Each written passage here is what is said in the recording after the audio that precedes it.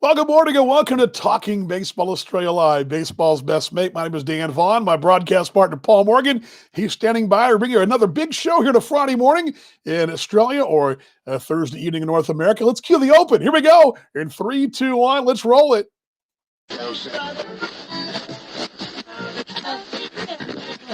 It's Talking Baseball Australia. It's baseball updates you'll really love. The MLB and ABL news you want. With Paul Morgan and Dan Vaughn. It's baseball's best mate all year round.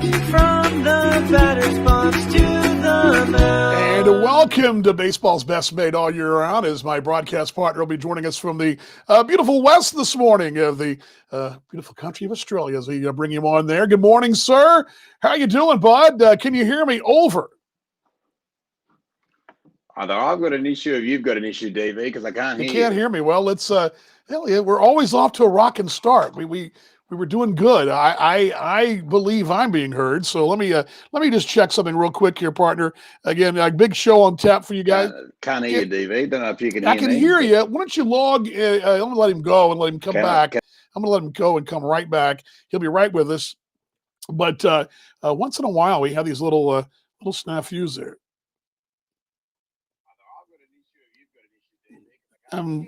There we go. Okay, I'm hearing it. So he'll be firing back in a moment. Again, welcome to the show. Got a loaded show for you. Here is our lineup card today. All right, it's loaded.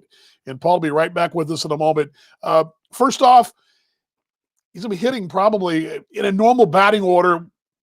Well, he'd probably right there in the third spot, and he is basically that. It's he's our guy who's going to drive those RBIs in. Dan Amodio with the Canberra Cavalry, director of the Canberra Cavalry, will be joining us in the show. And here in just a moment, Paul will be coming right back to us as he will be right back in the show in 3, 2, 1. And I don't have any video of you yet, buddy, but do I have any audio of you?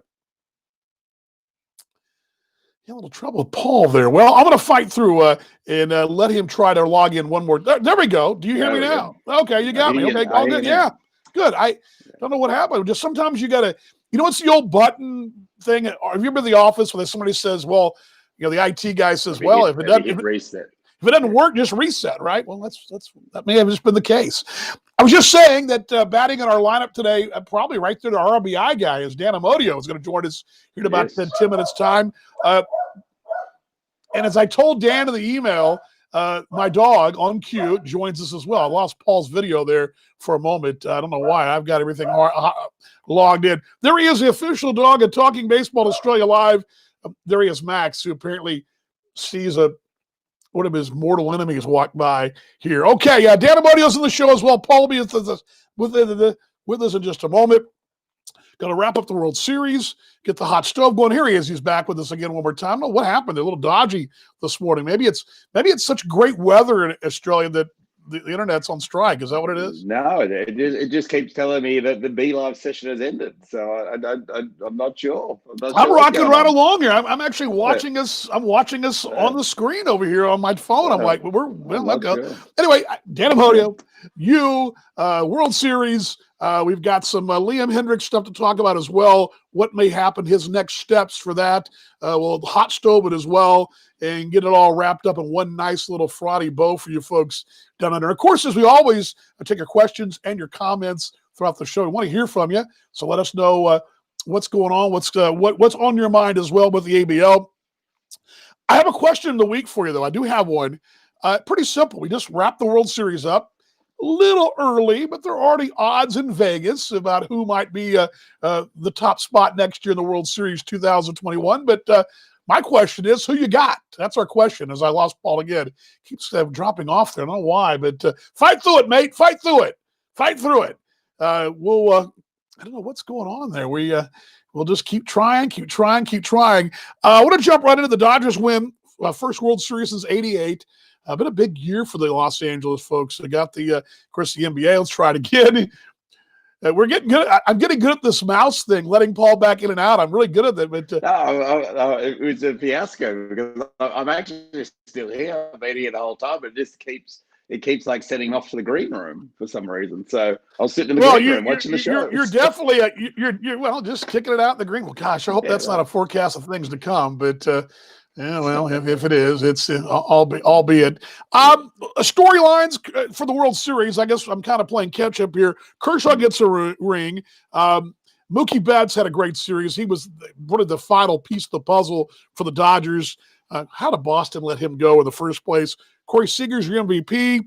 Then you have the whole after the fact. Justin Turner was the kind of been the taking a lot of heat over North America for his post celebration coming out of his COVID protocol lockdown.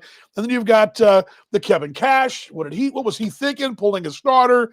And then Randy Arozarena, despite the fact that those Rays didn't win it all, set some pretty impressive postseason numbers. Where should we start for you? If those knee jerks, what do you think? Where do we start? I think the interesting one is the Kevin Cash Blake Snell one, because clearly there was a front office like that were saying he goes through the lineup 3 times at around that 75 pitch count. Out he goes, and brings in a whole dynamic now, DV, of does the sabermetrics? I mean, does it harm you as much as it helps you? And that's I guess the new dynamic that you open up. I mean, if he goes, if Kevin Cash walks out to the mound and says, look, the front office wants me to pull you, but I think that's a bad move, so I'm going to let you win. But boy, you got to get me a win, so pitch your tail off. And they, he pitches another 1 or 2 innings, and they go on and win. I mean, that's something that, in my opinion, you start going, well, the front office probably not going to be happy with him, but if they get the win and they extend the series, it's all said and done. But it's just like it seemed that, I know that. You're the White Sox with a manager announcement today as well. Does the manager role for you, DV, seem to be almost irrelevant now? Is it just a guy who maybe keeps the spirits up and maybe is good at doing press conferences, and outside of that, maybe there's not a lot of use for them anymore? Well, the word manager, I think, really kind of sums up his role. It's not a coach. I mean, yes, he is a coach, but he's got his bench coaches and bullpen coaches and all that. But he has to manage the team. That's kind of – and one thing I've always been told, and one thing a good manager will tell you, the hardest part of being a manager is really just, making that lineup card out, because the players make the lineup card out. I mean, if you've got a guy driving in a bunch of runs in the 4th spot, that's pretty simple, right? You put him in there. Your leadoff guy runs bases and steals bases, and you put the right guy in the spots, you should be okay. And I'm going to let let's table that. We got the little technical glitch. Let's table that, because I want to go ahead and let's pause the World Series talk, partner. So I want to bring Dan on, because he just joined us. I want to get him on, and he's going to join us from there in Canberra. Is that cool with you, mate? We can do that just real quick. Bring him on. Let's table that World Series talk. But I want to give a little production value to the show here as we're going to welcome him on. And here we go.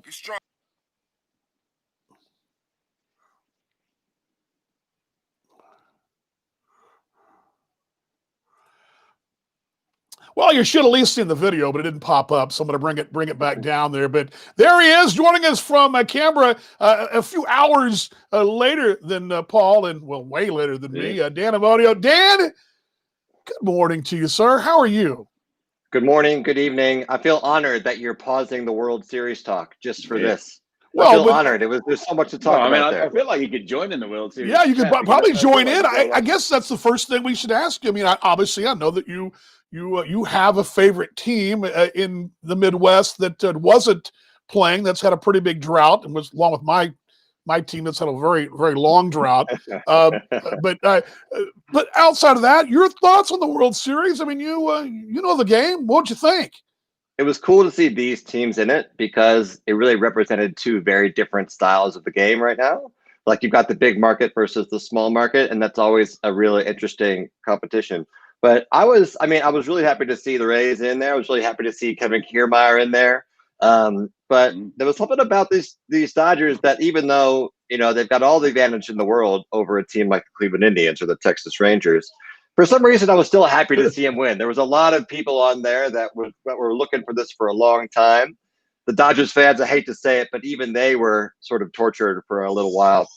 So I was happy to see it, but more importantly, I was happy to see a good series. There's a lot of really good games, a lot of crazy finishes, and that was great. Yeah, it was great. We're glad you're here. Of course, I think Paul and I have said this over and over in our broadcasts on our shows. We love Canberra. We love coming to Canberra. We love our field trips to Canberra have always been, well, they've been heartbreaking most of the time on the field, but we've had great times. Just a great atmosphere. I want to start with that. And I said this over and over again, but I can close my eyes and kind of open and go, I'm at an old Midwest League ballpark in the States, or I'm at a New York Penn League minor league park in the States. I can hear you guys sing the seventh inning stretch, and I close my eyes, and it takes me to a lot of different places. Your atmosphere, I think, is the best in the ABL from that standpoint, the right way. 100%. The number of conversations we have around game day entertainment, around things that would sound ridiculous around a board table, around trivia contests and giving away prizes. We spend so much time on that because it's a key part of who we are, top to bottom in our organization now, but it predates even us. I mean, this goes back to the Cavalry's beginning. There are a couple of guys involved, Theo Basilakis being the main one, and then Tom Carter brought his minor league love over here and sort of transformed the culture. So from the time I was going to see Cavalry games back in 2013, it had already created that culture and it was there. So when I came down here and when we started getting involved, it was just a matter of taking the baton and running with it as fast as we could. But we love it. It's a key part of who we are. A big priority for us is making sure that our game is entertaining for non-baseball fans. We think that's the best way to introduce new people to the Cavalry, but also the best way to introduce new people to baseball is by bringing them to an ABL game and giving them a chance to see what it's all about. So whenever someone comes to the games and they say, you know what, I didn't know anything about baseball, but I had a good time, that's like #1 gold star for us. That's a sign that we're doing something the right way. I agree with you 100%. I agree. I echo Dan's thoughts. It's maybe it's the Sarge's Suds. I don't know what it is. Or the designated bitter, but it's a good time. Dan, I think one of the best stories of the off season by far and away is what recently you guys announced, maybe 2 weeks back, the fact that you donated the naming rights to the Cavalry to now the Lifeline Canberra Cavalry. Which is phenomenal, and Lifeline do such a great job in the mental health space. Tell me, how, obviously it's a no-brainer to raise funds in the mental health space, but how did that all come about? How did what was the thought process about sort of not signing with Renault or something like that, and sort of donating it to such a great cause instead? Yeah. Well, I mean, we all spent a lot of time at home over the last 7 or 8 months. And we've had a partnership with Lifeline Canberra for several years now. I think it's our fourth year in an official partnership capacity with them. And we're sitting at home, we're spending a lot of time online, a lot of time reading stuff going on, trying to stay current. And, we're Facebook friends with their whole staff now. And it just seemed like every single day, someone else is coming out saying, man, I mean, the mental health world is just getting hammered right now. These organizations are under so much pressure because throughout the pandemic, so many people are struggling. And calls going into these organizations are skyrocketing. And it's just one of those things that just personally just bother me. I'm just watching. I'm like, man, we need to do something to help here. So that planted the seed in my mind that we wanted to do something special for them. And then as the season started getting closer, as the years started going by, we were doing all of our sponsorship conversations and none of it felt right. I was just like, you know what? There's this organization that we need to do something special for. We don't have the opportunity to write them a $100,000 check as a thank you for their services. We're just not there as a business.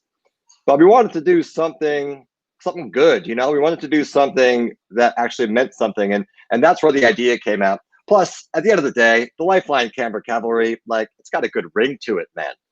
And it does. It's one of those things that mental health plays a huge role in our organization.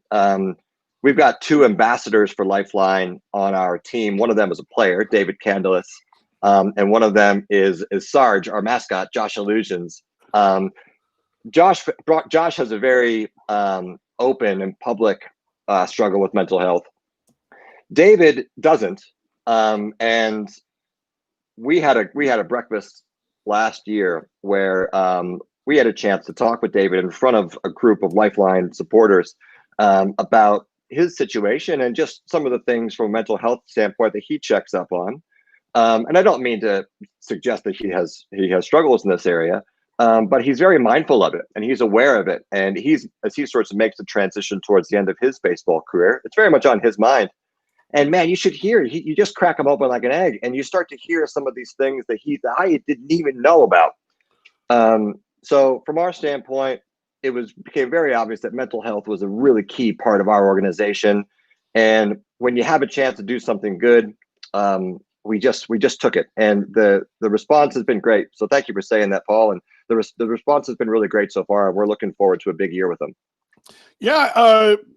Well, first, I have a two-part question. First off, I noticed you took up bowling recently. I saw that. I saw that in the local paper. I saw that. But you guys, and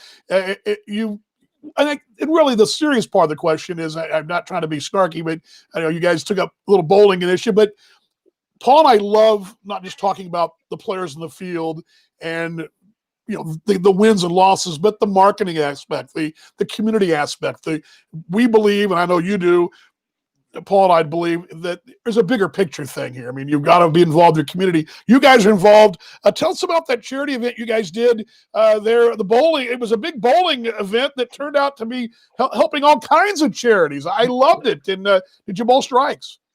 I didn't even get a chance to bowl personally, which is probably a good thing for everybody involved. But everyone's been to the corporate golf days, right? That's a mainstay of like sports, the sporting world, probably for the last 100 years. We did one of those last year and it was a great success. But one of the things that we did notice throughout is there were some people that said like, I'd love to support it, but I don't want to spend 8 hours out on the golf course. And I don't really know how to golf anyways, or I'm not very good at it. So I'm just going to pass on it. And we didn't want to turn those people away this year. So we decided to come up with something a little bit more inclusive, a little bit shorter. And man, maybe it's my background, I don't know, but bowling just stood out as a really fun idea. So next thing you know, we've got 16 great corporate teams who all bought entry into the competition. We had a really great time. We auctioned off some great prizes. We raised a bunch of money for a couple of charity partners in the mental health space. And it turned to be a great event. We partnered up with our two teams, so the Cavalry and the CBR Brave from the Ice Hockey League, as well as the University of Canberra Capitals from the WNBL. And we're kind of all in this sort of same tier of sports here in Canberra. And it was really fun to bring everyone together. And man, we'd surprised. We had some really good bowlers in our community. The high score for the day was one of the Cavalry owners who bowled a 201, and that was great. I've never actually seen a 201 in person before, so that was pretty cool. So it turned out to be a really fun day out, and everyone had a good time. We raised a good chunk of money for two great charities. So very happy. I think we're going to roll with it again next year. The voice you hear is Dan Amodio with the director of the Canberra Cavalry. I'm Dan Vaughn. We're right in the middle of the screen is Paul Morgan. We're Baseball's Best Made, talking Baseball Australia live here on a Friday morning and talking baseball from an Australian point of view. I hear in the background, you got a little kiddo. I mentioned earlier in my email, my dog may bark, so we have a lot of extra characters on the show as well. But congratulations there. You're a busy man as well, it sounds like, in the background. Thanks.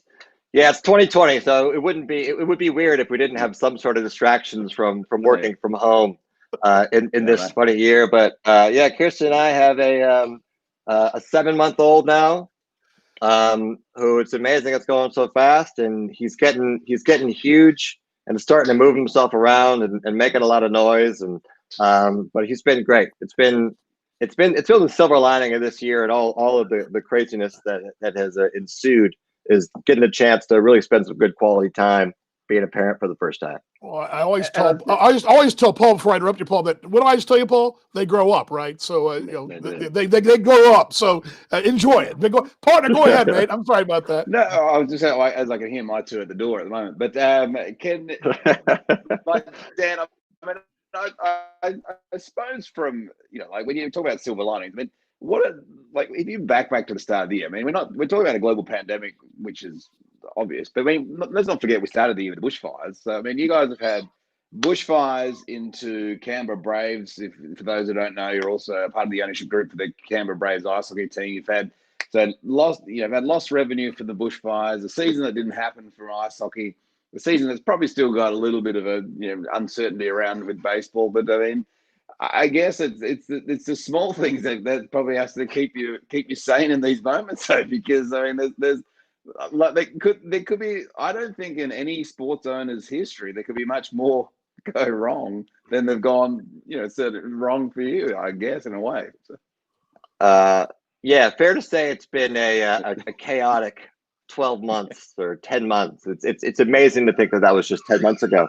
To think how everything happened. But listen, any of us that have the opportunity to do this from a full-time or a part-time, or even have any sort of involvement with the professional sporting industry, should consider themselves lucky. Anytime you get a chance to work for a game, for a profession, you should consider yourself lucky. So this last year is definitely has been the tax on the industry. Is you got to get through the hard times if you're going to enjoy the good times. And this year has definitely been hard times, and it's difficult to be making decisions when your hands are sort of tied in a lot of ways, and you can't really do much. And the main priority we've taken over this time is just to do our best to look after the people involved with the sport. Make sure we do everything we can to keep the staff safe and the players comfortable, and make sure we do everything we can to live up to our responsibility of just getting games on the field or on the ice and providing some content for people. One thing it was a real big lesson for us during the ice hockey season was we didn't have any games, but staying in touch with the community on social media and just through emails and texts and calls, and it was amazing to see what kind of role the team played in their lives. And from the players, this is a big part of their winter. I mean, it's what they do, and it's no different from the baseball players here. It's a huge part of their identity, and as owners, we have a responsibility to make sure that we get the game on the field, and that we're promoting and we are getting stuff out there so that our communities can either participate or enjoy that content. Yeah, so we take that pretty seriously. Sorry about that. All worlds bouncing around here. I was going to kind of on to that same subject. That's been a challenge for all the teams in the ABL, but keep that brand out there. I mean, you can't control, obviously, the pandemic. You can't really control, but with the things you can control, I think you guys have done a great job of doing, keep your brand out there. What are some of those things and goals that you had to keep the brand out there? How have you guys gone about that, I guess, is my question. What's been the game plan there? Yeah. Well, this time away has really transformed our sort of digital strategy.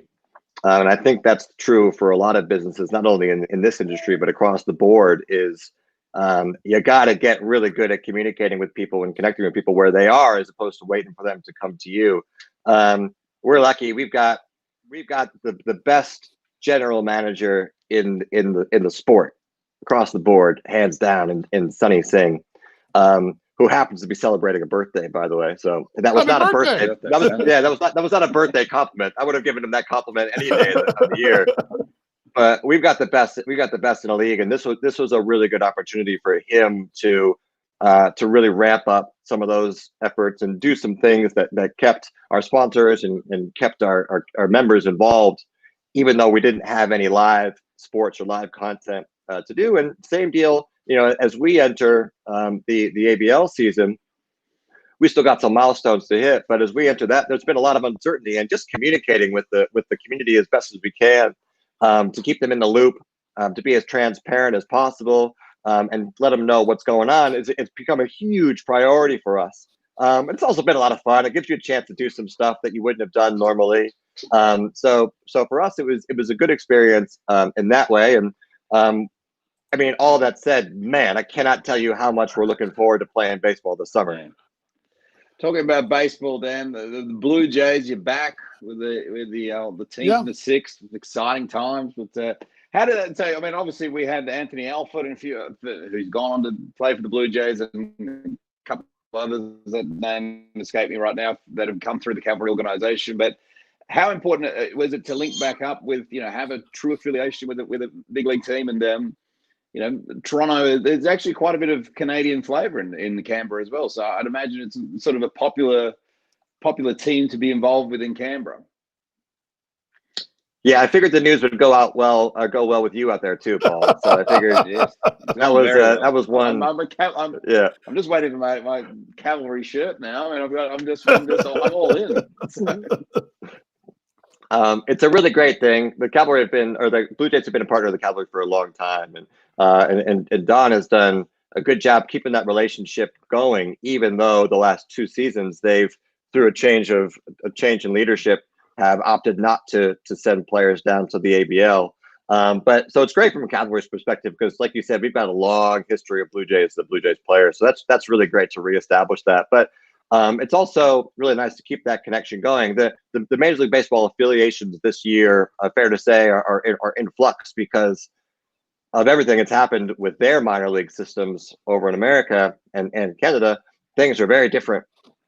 So we were also just very sort of happy to have them commit to this season specifically because, these are multi-million, sometimes billion-dollar operations over there. But everyone's got budgets and everyone's got objectives and priorities, and sometimes the ABL doesn't make it to the top of the list. So when a team like that in this year decides to pony up and put some money in to send some players over, it's a really great sign for the ABL because it shows that they truly value it, and it's a really great sign for us because we can get some really great affiliated talent come in to complement the team, which is a huge part of this league, is giving as much affiliated players a chance to come over and compete with the Aussies. That's sort of the magical recipe of this league in my mind. So it's great to bring those guys over this year. Talking Baseball Australia Live, baseball's best mate with you here on a Friday morning. Dan, what are some of the challenges that you guys face as an organization there in the ACT? Because you're the smaller market. I take it that's probably part of it because you're not, there's not millions of folks there. What are some of the challenges? And maybe the better question is, what's the major challenge for you guys as an organization to grow the game there? Yeah. We've got over 1,000. We've got about 1,200 registered participants here in the ACT, which is a testament to what Baseball Canberra has done, and they're doing a really nice job at continuing to do some outreach and get more kids, especially introduced to the sport at a young age, and then build that high performance pipeline to get their skills up to where they could be, future members of the Cavalry. So they're definitely a lean but a mean organization over there and doing a nice job. It is a challenge. It's a challenge for a couple ways. One, it requires us to have a stronger reliance upon imported players, whether that's imported from other states around Australia or imported from teams overseas. We just don't have the playing pool that some of the other teams have. You look at some of the other larger states. Pretty much every state, you guys included, do a really great job at taking a large number of players and narrowing them down into some great local talent. We have that. We have a really strong crew of Canberran talent, which has, we're both fortunate and it's a sign of hard work that we're able to develop them. But making sure we continue to keep that pipeline strong and keep bringing new people into the game and keep introducing kids to the sport and get them into the programs is definitely a struggle because when the numbers are lower, the stakes are higher. And you've got to make sure you hit on as many as you can. So it's a struggle, but at the same time, it's not a new struggle. It's something that was a huge part of the identity of the Cavalry when they started in 2010. And the team here has done a very effective job in working well with imported players and at the same time developing some homegrown talent. So it's not a new challenge, but it's definitely something that we feel this year we'll probably be feeling it more than any when import players at best sort of a question, and at worst not going to be with us. So it'll definitely be a test this year. Then before we let you run, the question I want, and I think you're the most qualified person to answer this question, and you look at the future of now baseball, and particularly like story out of Cleveland Indians with Brad Hand being sent on waivers, which clear indication that his contract's not worth an enormous amount of money. Questions down Cleveland, like do they trade Francisco Lindor now, because they're obviously just the damage that's happened throughout the year in a market like Cleveland has meant that they've had to totally redo how they go about the game of baseball. But like, what's your, I guess, fear, concern for a team like the team that you love, the Cleveland Indians, smaller market teams? I mean, like, do you think that you're just going to start seeing at a team like Cleveland and other small market teams just a mass exodus of big contracts, and for the next 3-4 years they're just going to have to play on developing young talent, and that's basically it? Probably. I don't see anything huge changing there. I mean, it's also one of those things. Not to say we don't answer the last question, but it's nothing new to Cleveland fans, man. It's nothing new to anyone in the small market. It's nothing new to Rays fans that have watched their team in the World Series. Like, in some ways, it's really frustrating because you just know that players like Francisco Lindor, or before him, a player that we are going to get up close and personal with later this year, Manny Ramirez, back when he was with the Indians back in the 90s, you just kind of know in the back of your mind that they're not going to be Cleveland Indians for life. And that's okay. You sort of come to accept that. Everyone will fuss when it happens. But, we trust teams like that to make very good decisions in developing new talent and getting the best guys that they can to fill in and keep the team going. It's hard to complain when you got a team like the Indians, even though we've had, some a drought, as you call it, Dan. We've been in 3 World Series in the last 20 years. Yeah. We've had competitive teams for most of those times, and that's a good sign. And for my money, that's a better challenge from a front office standpoint. Is if you can, if you can have a team with a payroll of the quarter of your opponent, and you're going up there and you're giving them a shot, that's a cool challenge, and that's fun. And that underdog status has become a huge part of what defines Cleveland as a fan base. So even if that's the reality, I don't see anything fundamentally changing anytime soon. We're okay with it. We're going to enjoy it, and then hopefully we can actually just steal one of those trophies from one of those big market teams one of these years and actually take it home. Two things. Sorry. Go ahead, partner. I was just going to say that, like, only in 2020 could 2 Cleveland Browns fans be on a call with the Dallas Cowboys fans, and the Browns have a far more optimistic season in the future. It's a weird year, man. It's a weird year. It is a weird year. One Adam Dobb, I don't know if you know that name. He asked Dan why Sydney will retain the Hume Highway Trophy this year. Now, this is a little banter back and forth, but he's claiming that that's already theirs. I'm sure you have something to say about that, right? Yeah, well, the Hume Highway Cup is one of the biggest battles we look forward to every year. For the last handful of years, we really enjoyed beating the Blue Sox off the Blue Sox to retain our trophy, to the point where we actually got a nice glass bat made last year to celebrate the trophy, mostly because it was spending so much time in Canberra on our shelves that, we might as well put something nice up there. So we invested some real money in there. Perhaps that was the jinx that we needed, because the Blue Sox unfortunately took it last year. Fortunately for Adam, we were kind enough to hold on to the actual trophy just for safekeeping, but he is the rightful holder of it now, and it's going to be a big challenge this year because, man, we've never had to face a guy like Manny Ramirez before. So it's going to be cool to see Kenty going head to head against a couple of legends dealing it out. But despite some big names, Adam, I hope you've enjoyed your run as the Hume Highway Cup holder, because it's coming back home this summer, buddy. Final just thing, on- Tom. I'm sorry. Tom West says you're one of the best guys in the sports in baseball, and nothing but the best for sport in the country. And he just throws that out there. I want to throw that out there for you as well. Sorry, Paul. I didn't mean to talk on you there, bud. Tommy. No, I was just going to say my final question, just on Manny Ramirez. If you had a crystal ball this season, what do you think his stat line ends up at the end of the season? Man, I asked some of our guys that same question because I just don't know. I mean, from talking to Adam, he's been taking BP, daily. So I know he's getting up there in age, but he's going to come out here and swing the bat. If I had to go out and put a prediction out there, I'd say he's in danger of hitting like 10 home runs this season, even in a shortened 24 game season. I wouldn't be surprised. Someone like that, we'll really get a true test to see what it's all about. But if he comes in and hits 10 bombs, I'm not going to be surprised. I just hope not all of them are in Canberra. I wouldn't mind seeing one or two, but I hope they're not all here when he comes down to the Capitol. The New Year's Eve special could be that. That's right. When you open up at the Fort, the New Year's Eve with Manny Ramirez. Is there a better place to be in Canberra on New Year's Eve than the ballpark?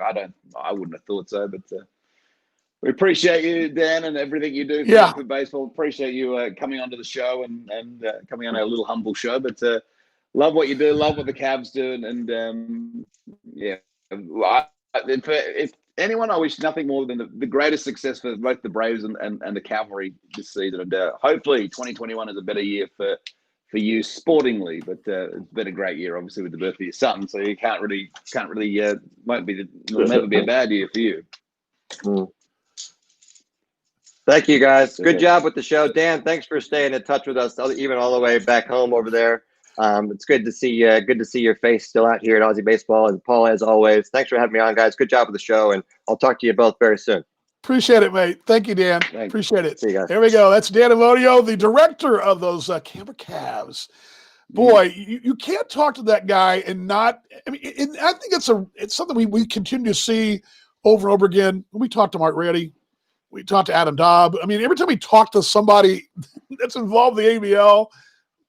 Camp Hale. I mean, wherever we talk to somebody, don't you get fired up? I mean, the positive vibes you get from guys like that, and Dan right there with them, just a positive vibe and great for the league, don't you think? Oh, absolutely. Look, Dan's a friend of mine as well, which helps obviously, enormously for wanting him and his organization to be successful. But I mean, he's a guy that is always just glass half full. And that's why, I've probably gone full circle in the fact that I think there will be ABL baseball this year in some capacity, because I know when you listen to guys like, and something I took from that conversation was, when Dan sort of talked about it, as an owner, it's your responsibility to sort of get the game on the field. And look, geographically, Canberra, obviously not too far from Sydney, and, you can get away with probably busing most of the routes, which I think at the end of the day is probably going to be the great savior for the ABL this year. I think the airline travel is going to be the real challenge. I think that the bus might be the preferred route, and you've got options there in Canberra. So I think that's the way to go. I want to throw a curveball here, and bear with me here, folks. But I am here in Talking Baseball Australia Live. Okay, let's go back to when the MLB pulled the plug on their involvement. It was 80%, I believe. They were funding it. I'm going to give you a theory here and now I'm just kind of thinking through this myself. This may be a good thing. I don't know. Let's say MLB pulled the plug last year, and we were going into an off season where suddenly you had a new ABL structure. I don't know if the league would have been well positioned to survive something, but because of when it happened, 2015, 16, and what's happened since then with, I use Brisbane, Canberra, Sydney, Melbourne, all the markets, Perth, all those places, the addition of Auckland and Geelong, Korea. I think the league, you look back on, oh my gosh, you lost MLB. But I think it did this league a favor today, because I don't think this league plays baseball if this would have happened, say, last year. I don't think they survive. I think the fact you've got guys like Dan and guys like, like the guys in and what they're doing in Melbourne. We had those guys, but they're now 4 or 5 years down the road, and the league's stronger to make a play now. I'm like you. I think they play in some form or fashion, but I'm just thinking, boy, thankfully MLB pulled the plug early. We might be in real big trouble. Yeah, I agree. I mean, who's going to buy? Who would buy a franchise if Cam or whoever was trying to go out and sell the franchises now? I mean, really, who would be buying in a market that you have so much uncertainty? But yeah, I think you're spot on, Dan. And now I just think it's a case, and I know next week from what I've been led to believe, next week's sort of D-Day, I suppose, for the ABL, where there's a meeting of the minds, and all the teams have to submit their players and rosters, and the visas need to get worked on, and all this sort of jazz. But yeah, I believe next week's your D-Day, and it's a case of, are the teams all in, are the teams not in, and who's playing, who's not playing. So imagine next Friday's show, DV, will be pretty action-packed because there's a lot happening. Will be. We're going to get to all that. I'm going to give you a couple quotes in a moment. We're going to fire through back to the World Series again here on Talking Baseball Australia Live. Couple things I want to give you. We talked about we're back to the World Series. Of course, Dodgers won the series in 6. I have this tidbit for you. This is an odd tidbit, but bear with me here. The Dodgers hit 38 home runs in 16 ball games at Globe Life Field. The normal tenants of Globe Life Field, who play there in the regular season, the Texas Rangers, which my coffee tumbler has here, the Texas Rangers in 30 ball games hit 27 home runs in their own ballpark. So I'm here to tell you, not only should they put a banner up in that ballpark that says World Series won here by the Dodgers to go with the Rangers, no World Series pennants, but the Dodgers hit more home runs in 16 ball games in their bubble ballpark than the normal tenants did in 30 ball games in that ballpark. That blew my mind. I can't believe that number. That's phenomenal, isn't it? It's laughably phenomenal. But that's almost fill the tumbler up with something other than coffee. Yeah, I mean, Kahlua or something, or whiskey or something. I mean, right? I mean, good grief, fiasco. Yeah, I just again, you don't. That was the one thing. Looking at all the crazy stats there that I wrote down, that was the one thing I just couldn't believe it, that the Rangers were out homered in the postseason by the Dodgers. Anyway, anything else we missed, do you think? I mean, I think we kind of sort of got the highlights there. We got to kind of move on. I think it's just the Justin Turner thing, which is seemingly blowing up big time. But and that's the weird thing. I went to bed before that happened, so I woke up the next morning, and every writer in North America, from Toronto to San Diego, was writing about that story. I was like, what did I miss? I went to bed after the game was over. That was huge. And boy. What a bizarre system. So obviously they get tested at some point before the game or something like that. Then it gets sent off to, was it Utah that the samples get sent off to? Okay, now and let me give you guys the lay of the land here. Utah is, it's going to be flown to Utah. You can't drive to Utah from Texas or California or anywhere. I mean, you could drive there. It'll take a while. So they were doing. That's the crazy thing. They were flying those samples to Utah, and they're like, oh, by the way, during the game, they message them back via email or text, oh, a player tested positive while the game's going on. I'm still baffled that was the procedure, and how that procedure didn't bite the MLB more often than it did is beyond me. That's crazy. Yeah, but it goes crazy. But yeah, it comes out in the 8th. But the part that's sort of bizarre is it comes out in the 8th. It was the 8th inning. I think he gets pulled from the game and goes and sits in, presumably somewhere. They've obviously at the Globe Life Field, they've created a sealed off room. Then as we all know, the Dodgers win, and he comes back on the field, and everyone's losing their mind. But he was out in the field for 8 innings prior. So I mean, I don't know if you've been to. We've both been in a dugout. We've done interviews there. They're not big cathedrals. They're kind of confined spaces. I mean, you're there's not a lot of space in a dugout. I mean, just saying. Even a big league dugout, the new ones. Yeah. Anyway, Stewart says, and going back, front offices have needed to understand the respective markets much better than they did when the MLB was financing the league. As such, the league is a better place to overcome impacts 2020. Yeah, that's exactly what I was saying. I think, Stuart, you're right on. It's a great point. And to that point as well, I know that some people involved in the upper brass of baseball at the time that MLB was funding the ABL, have since sort of recognized that they perhaps didn't make didn't make hay while the sun was shining, so to speak, and didn't really rested a little on their laurels and knew that $12 million or whatever it was coming in every year. So why try harder, kind of thinking, to take the words of Fatboy Slim. But it's yes, I think Stuart's right though. I mean, like there is just a level of engagement now that happens with the community and with the cities that just didn't happen years ago. I mean, like in Perth for a long time, I think in the last 3 or 4 years, probably more people in Perth understand that the heat are here than they did 6-7 years ago, when really the experience was great as well 6-7 years ago. But it's just it's just I agree with Stuart. I think the front offices have done a better job at it and will continue to do a better job at it. But I just think it's just critical to get baseball happening. And as we know, D-Day is approaching, and hopefully it goes the right way. Yeah, we're going to get that in a moment. I want to give you a couple things on the Liam Hendriks thing. Of course, season's over. Basically, we've got another 4 or 5 weeks till some of these things will be sorted out.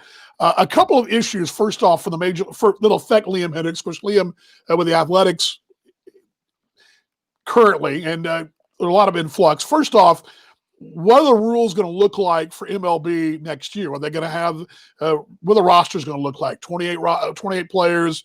Are we going to have the DH universally? What are extra? Maybe this may affect him more than anything else. What are the extra inning rules going to be? Those are all still in play. We did find out that as far as he's deserving a qualifying offer. What that means is basically. To make it simple, I'm going to break it down for you guys. Not a long lesson here, but he's basically going to be owed, if they offer him a qualifying offer, just shy of $19 million US. 18.9 is the exact total. Qualifying offer is a 1-year extended deal to any freshly admitted free agent. So when he gets a free agent, which would be Liam, only players who've never received one prior to their career get a qualifying offer. So he fits that mold. So that's a big decision. A, the A's got to make. Do they want to qualify Liam Hendriks? And B, does he take that, or does he take the bank and and hopefully bank on a longer-term deal?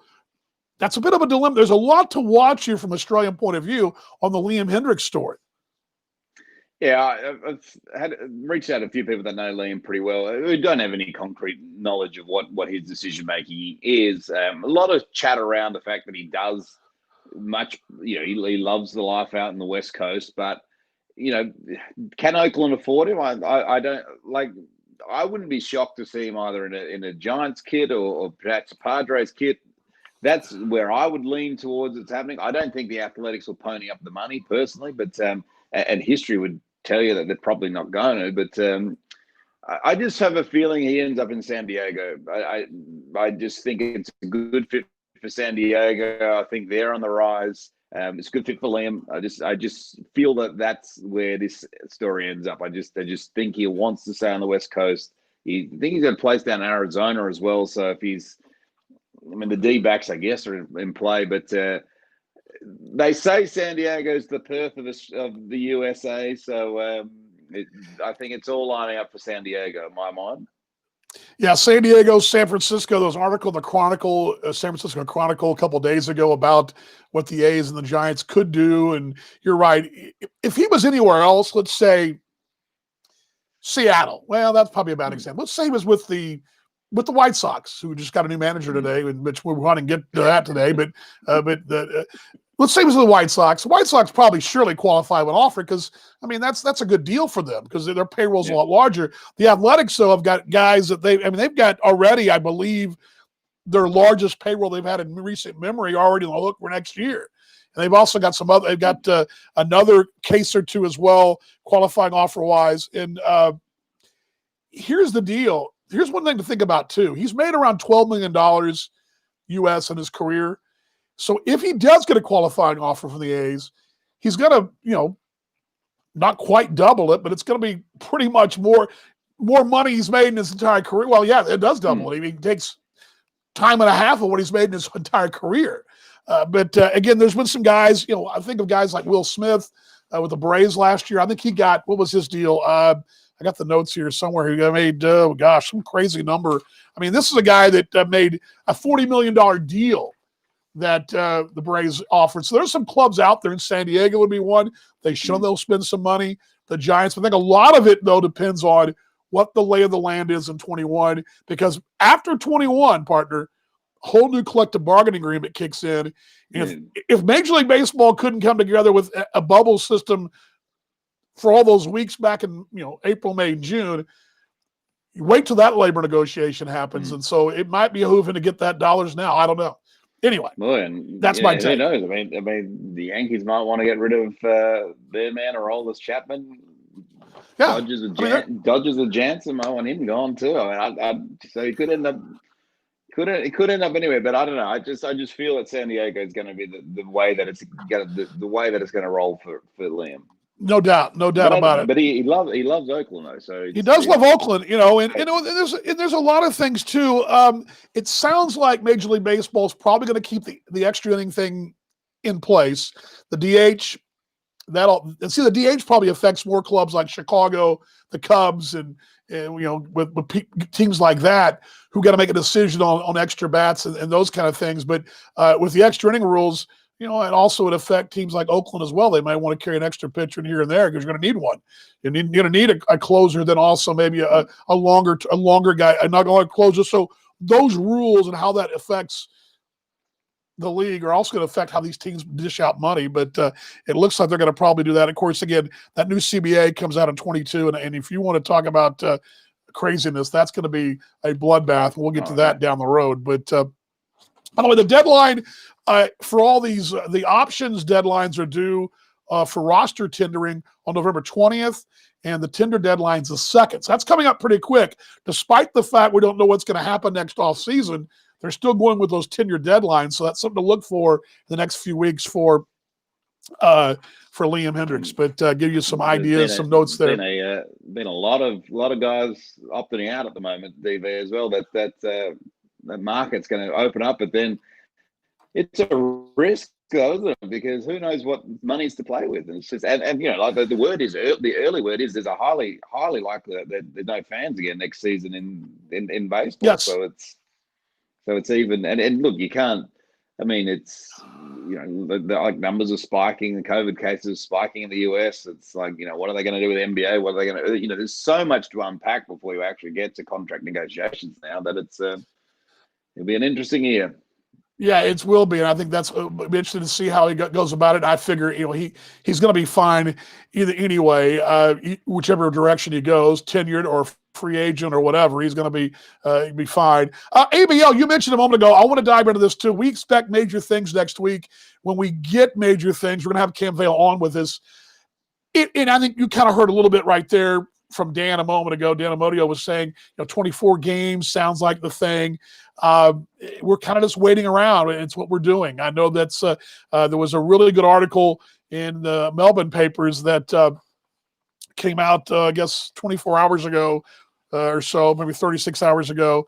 But it was, I don't know if you got a chance to see that, partner, but just in general, that Melbourne basically, it was what we saw from Brisbane as well, when Mark Reedy told us he was willing to foot the bill for some of these things to come over, from New Zealand to come over and all that. Sounds like the Aces are in the same position. That it sounds like some owners and some teams are like, hey, we're going to help this thing somehow, some way go through.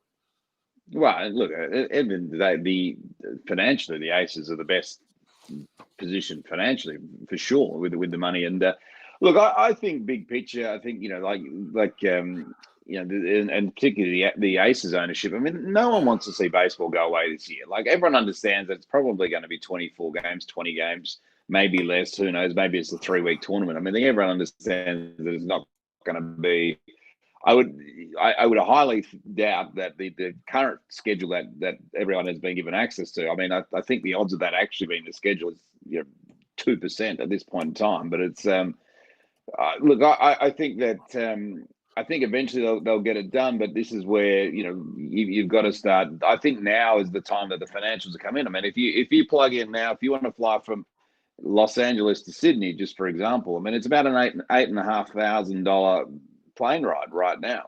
So that's per player. So everyone you're importing, you're paying $8,500 before they get in the country, paying another $2,500 for their hotel quarantine before you've done anything. So it's the dynamics and the economics of the season is you're either going to have to get a couple of guys who've got a lot of money, just throw in a lot of money and say, look, I don't expect my money back until down the road, but I love baseball and I don't want it to go away. And that is probably the best case scenario. Or you have sort of the, or they get a bit more creative and it becomes maybe more of a Claxton Shield tournament, but then that lends itself to the fact that, no teams can make anything out of probably a Claxton Shield model. So that doesn't really make a lot of sense. I think, like most businesses have had to do, I think the Baseball Australia and the ABL are going to have to go out to market and find some equity from someone, some capital from someone, raise some capital and just make this thing happen. Yes, no doubt about it. By the way, that piece in the Herald Sun was by Gilbert Gardner, and you guys can check that out. TBA, Talking Baseball Australia, has learned, and this is what we got exclusively, and I'll give you the quotes here that we've dug up, that the ABL believes, and you mentioned this earlier, and I'm giving you word for word what I wrote down on my notes. Been given a firm direction from the ABL this week to confirm their status for the upcoming season. And we believe that there's a meeting later today, maybe currently going on in the next few hours, including in the West and all across the league, to finalize those plans. We also believe, despite the rumors, and we've been told that despite rumors that are going around, there have been some out there, that no teams are indicating they don't want to play this season. Now that's what we've been led to believe by our sources, that's what's in place. So with all that, we just sit here and wait again, partner. We just sit and wait. We do. I do think though you could probably start taking your pencil through a couple of teams. Look, I think the original 6 teams will probably play, if you want to call it that. Right. John Cree, you have to put a question mark on it, and Auckland Tuatara, you have to put a question mark on as well. And I think the other guys will make a chance. Perth's an interesting beast, just purely based on politics. Nothing more than politics. We sit here in, it's November on the weekend, and the border's still closed to the rest of the country. So there's an enormous hurdle to overcome to just get teams into the West and get the guys back into the West if they can go to play in Melbourne, Sydney, wherever. So politically, there's a problem in the West. Victoria and Melbourne have done such a phenomenal job and now crushing the virus over there that they're well and truly back in the game, so to speak. We saw the Melbourne Aces. I'm not sure if people saw it on social media. They filmed their first sort of training session with Dee down at the helm. Peter Moylan as well coming up as the pitching coach there for the Aces. So Aces tick. I would think. Canberra tick, Sydney tick, Brisbane tick. Adelaide's the only other interesting one, Dan, and the only reason why is the Crows who own them have gone on a bit of a spending slash. Should I say they lost a lot of money in the AFL, and the team's not good in the AFL, and is a baseball team that's losing money a viable piece of their future puzzle? Who knows? But I'll tell you what is good news, DV, as I see the videos about to be queued up for everyone in the West. Someone who's so critical, such a key part of baseball in Australia. No doubt about it. Tim Kennelly, the captain, inking with the Heat again, and I don't think that's much of a surprise. But there's not a better example of young baseballers in WA than this guy, and always stops down, signs an autograph, always right in the middle of the lineup to damage. This guy just doesn't slow down. Member of Team Australia, but good sign to get the captain back. Absolutely. Yeah, that's the big news there for sure, getting him back. Stuart adds too. Adelaide certainly is yes, and that I was going to say that a minute ago before Stuart even fired that off. And that's the thing. We have seen, Of course, Perth just announced Tim Kennelly. They announced the youngsters a couple, off the last couple of weeks. Sydney's got basically a whole roster full. Melbourne, the Aces got pretty much a whole plethora. Brizzy's got a development squad as well. Auckland has been quiet, but there's been some, Sydney made a couple more announcements as well. It's been really quiet in Adelaide. Canberra, we're going to talk about in a moment as well, but that's a very good point. As I kept telling you in our emails back and forth that, well, they're still signing players. This has got to be good. Maybe he's onto something. That's not good news. What do you think? Well, yeah, no, it was.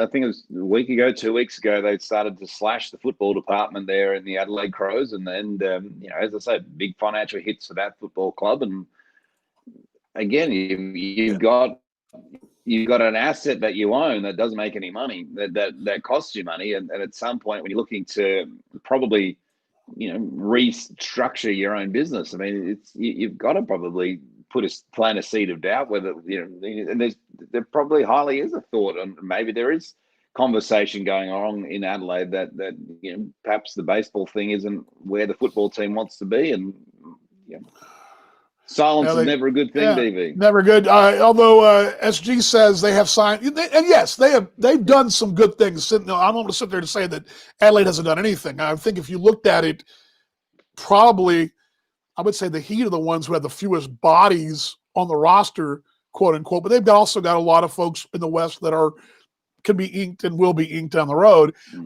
They've not made as many announcements. So yes, you're right there that Adelaide has made more announcements prior. So I would definitely say that's a good point.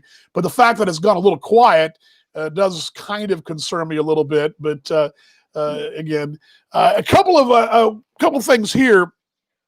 Ryan Searle, a guy, another Team Australia member, 11th season with the Bandits. He's back, getting the band back together again. So when you're announcing guys like that, that's a plus.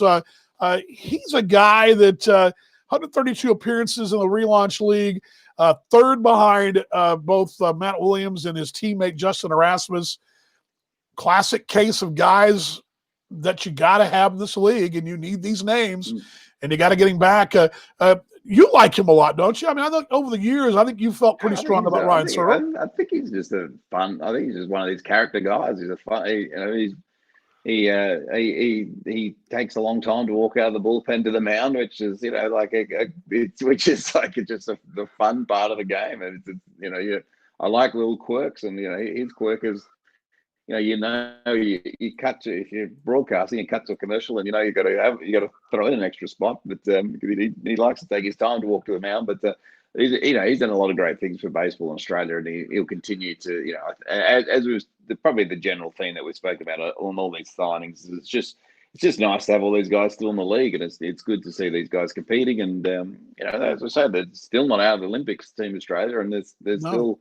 There's still a lot of good things happen for baseball in this country. I will tell you this about him. He would have been in the big leagues if he had not gotten hurt in the Florida State League a few years ago in the Cubs. He was on his way. He was a top prospect. I even said in our podcast, around that time, he was my next guy to make the big leagues. He was on his way. I mean, he was that highly thought of. I don't think folks realize how highly thought of he was in the Cubs organization. That was a Cubs team building for eventual World Series. And he was part of that build. He was part of that deep talent pool they had at one time, the top farm system in baseball. And I just throw that out there. Career ERA of 3.33 and a 1.19 whip, walks, hits, innings pitched. Another guy that's back as well there, and I wrote a little video here, is the one and only Andrew Campbell. This guy likes to hit home runs. That ballpark suited for him. Andrew Campbell, 300 he actually passed 300 regular season games last summer. 28 games he played last year, 204 homers, 12 driven in, hit leadoff in both games against Auckland last year at home. Borough team, it's a Team Australia. Remember, I'm going through my notes here. I just dropped my notes on the floor, so now I'm out of scramble. But this guy hits bombs, though. That's what I'm telling you. He hits plenty of bombs. He hits bombs. He's good to watch in the outfield as well. He's another great guy to have. So and the Bandits just slowly putting together their pieces as well, and they're getting the band back together. We know that when Mark Reedy was on here before, he alluded Travis Black will be back as well, and There'll be another team that'll be competing, but yeah, it's good. It's one of those things, DV, in the uncertainty of the ABL, uncertainty of the world, uncertainty of everything. You hear these guys' names coming back to play baseball. I think it's 37 degrees here in Perth today, or close enough to 100 Fahrenheit, and you just start to feel like it's the right time of the year again. Yeah, definitely. It feels like it's time to pack my bags when it's 40 degrees here in the U.S. So I mentioned Campbell, of course, joining his get the band back together again. Stuart has a little tidbit for us as well. Logan Wade sorry about that. Re-signing. Logan Wade announces re-signing. There we go. I think, Stuart, it always happens. We get on the air and then like something hits because when we come on, it's 10 a.m. over there. So, yeah, those signings do happen. But Logan Wade, again, getting the band back together again for sure. That's always a good thing. But I appreciate Stuart for that. Really, I feel pretty good about this thing if they keep announcing player signings, right? I mean, this is not a decoy. It's got to be a pretty good thing when the Bandits are announcing that Logan Wade's coming back. 39 games last year, 291. I mean, went deep 5 times. Got to be a good thing, right? Well, again, I don't think the Cavalry would be announcing, their affiliation with the Blue Jays. And I don't think that if they didn't plan on playing. So I think it's, but there are a couple of teams who are a bit quiet in the last sort of week or two, which is interesting. But Tim Kennelly obviously signing back for the Heat. I know they're committed to play, but it's just it's a matter of it's the hows and whys now, and that's it. Adam Oller, a 5th prospect from the Mets organization, joined the Sydney Blue Sox for the season. 26-year-old righty, spit tongue by the Pirates, San Fran systems, 4.32 in the U.S. minor league systems, picked by the Mets in the minor league Rule 5 draft. We need to do that one day. We get close to the winter meetings. I'll go for the Rule 5 draft with you guys. It's an interesting story in and of itself to explain the Rule 5 draft, but there are a lot of really good bargains in the Rule 5 draft, and this was one of those guys the Mets are hoping in at least the minor league phase, the Rule 5 draft can make a swim in the organization. He was in the Frontier League as early as 2019, but this is a guy who's got some skins in the wall in the minor leagues. Class A, his last full season, 4.02 with the Pirates organization. But again, that's the Mets sending prospects. And we talked about the organization sending guys, and the Blue Sox getting that Mets thing going, getting that Gotham thing going, the Big Apple, Apple and Sydney together. Well, good little mix, the Big Apple and the Mets and the Blue Sox. I love it. I think it's a great mix. I'd love that. Do I forget? Did I just forget this, or have the Mets not been that active in the ABL, or has this been recent? Because I don't seem to recall. Maybe I'm dreaming that. I don't recall the Mets being that active. And but it's great to have the Mets active. I think they're obviously not as iconic as the team in the other borough, but it's it's New York still. It's huge. It's a big deal. Yeah, it is a big deal. We're talking about Canberra earlier. Those Cavs made some news as well. But first off, before I tell you about the Blue Jays connection, this was actually overnight, or for me overnight. For you guys, yesterday over there would have been the trying to get the band back together again. Steve Kent was added back to the roster as well. Of course, when I think of Canberra, I think of guys like him and Brian Grinning and a 1-2 punch. I think of those kind of guys, and they've been about as consistent of a 1-2 punch. I mean, you pencil those two guys into your rotation, and Steve Kent. Good to see him back, but I could have asked Dan about him. But I want to give you that piece of news from yesterday. But Steve Kent, a veteran guy back, former Brave Farm man. And as he sort of said earlier, Dan Amodio, I mean, in theory, they open up on New Year's Eve, and Steve Kent pitching to Manny Ramirez, just as I mean, in many ways, wouldn't that be nice? In a dog of a year, so to speak, it's just to see the year out of the ballpark. I mean, that's pretty great. That would be. That would do my heart good for a lot of reasons. I can tell you that right now. Mentioned Canberra has the Blue Jays thing going. I did a little research on this young man, Samad Taylor, 22-year-old. He is inked by Canberra, Blue Jays farmhand. Cleveland took him in the 10th round in 2016, and then was traded to Toronto. I don't know if you are familiar with him. I was being a Blue Jays guy, but was moved in 17. Last year, his last full season would have been 2019 at Dunedin in the Florida State League. This is a guy that's going to need some at-bats, and I think he's going to – I think in years gone by, you might be concerned with a guy like this not staying the full season, but I think this is a case – they want this guy to get some at-bats and definitely get in the field, get the base paths. And Samad Taylor coming over from Toronto, that's part of that whole Toronto connection with the Cavs.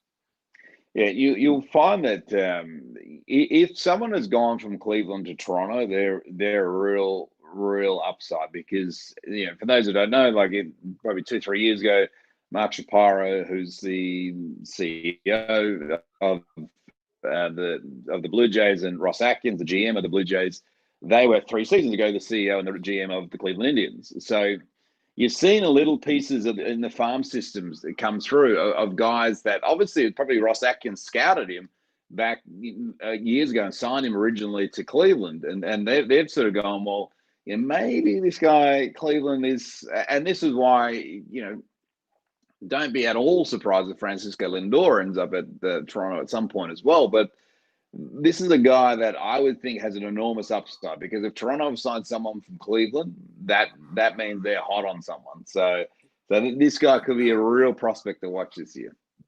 Well, and again, I just love the fact we're talking about something with a hot stove. And granted, it's kind of cooling off a bit, though. One thing, I'll give you this little tidbit about baseball. This is Uncle Dan's baseball tidbit. The baseball community is very intertwined. There's a lot of relations. Okay, there's a lot of you can look at it. The World Series this year. I mean, you have a former front office guy from Tampa now with the Dodgers. I mean, it's very much like that. So it's not uncommon that these folks all know each other. They work together. There's connections. Yes. Want to beat each other's brains out in the field. You want to beat, you want to beat the Blue Jays if you're Cleveland, but at the same time, there's a lot of shared knowledge, and there's a lot of that, and everybody knows everybody. It's a really, and it's works the same way the minor leagues. I can't tell you how many times I've come across somebody who I don't know personally, but we have a connection. It's not a very large degree of separation in the great game, and it works the same way in Australia. Very similar thing. So it's not uncommon at all. But mate, we somehow got through it. We didn't have too many meltdowns. I want to tell you guys this. Couple things.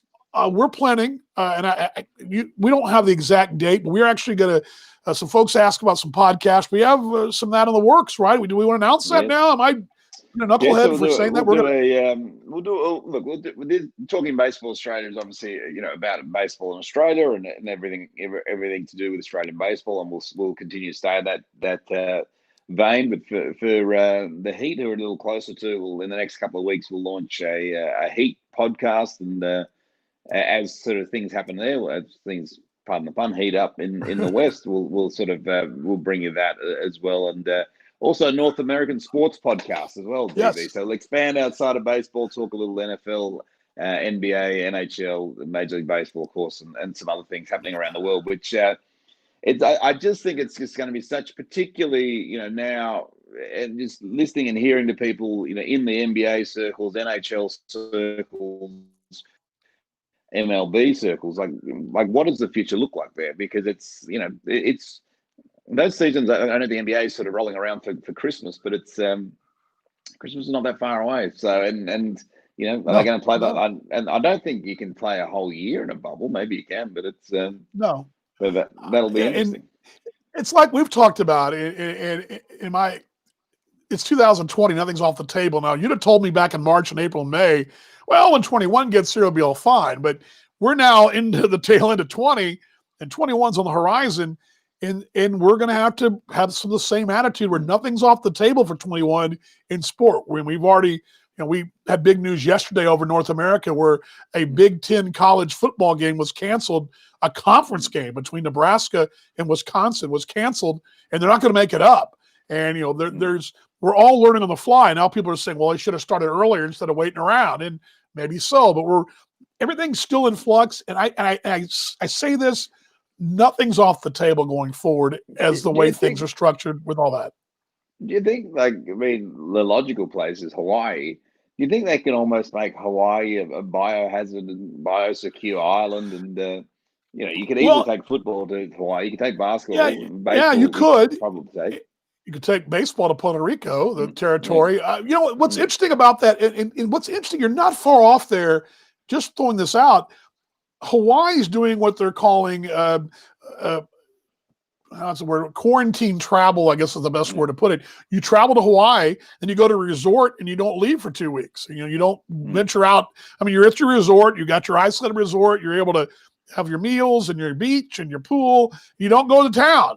There's that's been going on. They've tried this tourism in Hawaii that's what they, outside of the United States, naval forces there, Hawaii's tourism is the next biggest thing. I mean, that's huge. And they're trying their darndest. And that, we know this with, watching Australia with scuffling, traveling just across state lines. Hawaii's trying their hardest to open up and make it safe. So you're not far off there. But again, nothing's off the table. And I think because Major League Baseball pulled off this bubble thing until the final celebration, but I think there's some talk about that that wasn't such a bad experience. It wasn't so bad after all. So I think going forward, I think and there's a lot of things. And you throw out the normal 2020 nonsense. You've also got contraction with MILB. You've got, negotiations with MLB and just in general mayhem of that. So you got all things up the air. So it's going to be a crazy 21 as we go forward, mate. Any other final thoughts as we shut it down for the week? Well, no, as I say, I think Monday's the big meeting for the ABL side. I imagine next Friday will be. You would think, being into November, by next Friday we'll have some good ideas, DV, about what's happening in season 2021. Yeah, when we know, we're going to let you guys know right here on Talking Baseball Australia Live, baseball's best mate partner.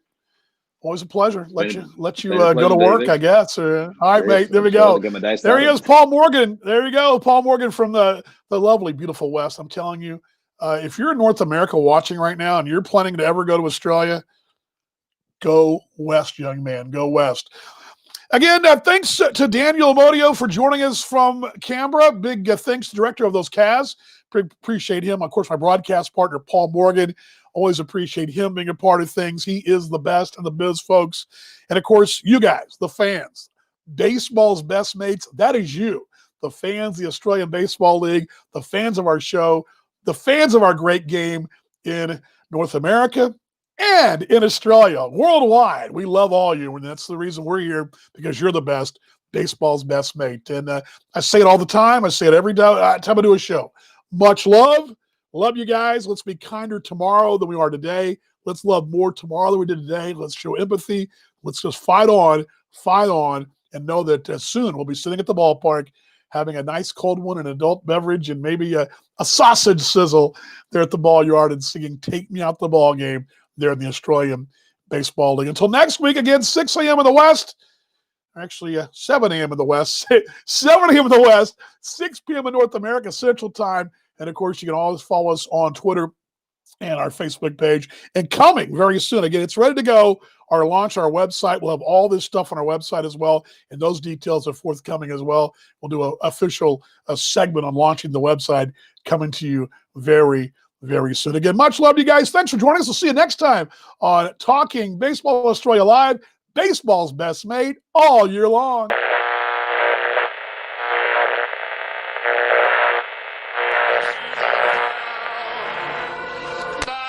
Some peanuts and cracker jacks. I don't care if I ever get back for it's rude.